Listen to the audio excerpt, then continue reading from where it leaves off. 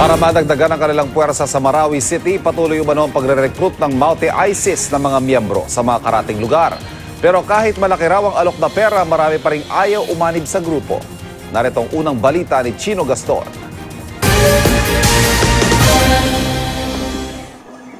Mga armadong drone na magsasagawa ng airstrike sa Marawi, yan daw ang pinag-iisipang paliparin ng US Department of Defense bilang tulong sa Pilipinas para tapusin na ang ISIS. Ayon yan sa ulat ng NBC News sa Amerika. Pero mabilis na sabi ng ating Defense Department, walang katotohanan nakipag-usap ng Amerika sa kanila para magsagawa ng airstrikes. Hindi rin daw ito pinapayagan sa ilalim ng Mutual Defense Treaty sa pagitan ng Pilipinas at Amerika. Dati nang sinabi ng AFP, meron talagang US Special Forces na tumutulong sa paglaban sa ISIS sa Marawi pero hindi raw sa bakbakan kundi sa technical support lamang.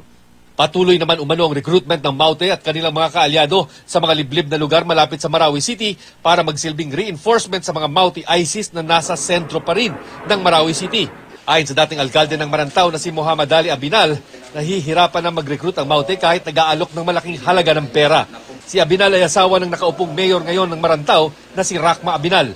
Isa si Abinal sa mga nasa listahan ng narco-politicians ng gobyerno, bagay na kanyang pinabubulaanan. Dati na rin sinabi ng Pangulong Duterte na pera mula sa droga ang sumuporta sa Maute Group sa Marawi City.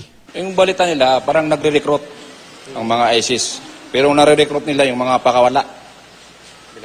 Binabayaran nila, pero hindi makapurma sa amin. Pag wala ng MSU, wala kaming pagmamalaki sa buong Pilipinas eh. Itong ISIS, pag pumasok dito sa MSU, sa yung lugar na Marantao, talagang magpatay kami.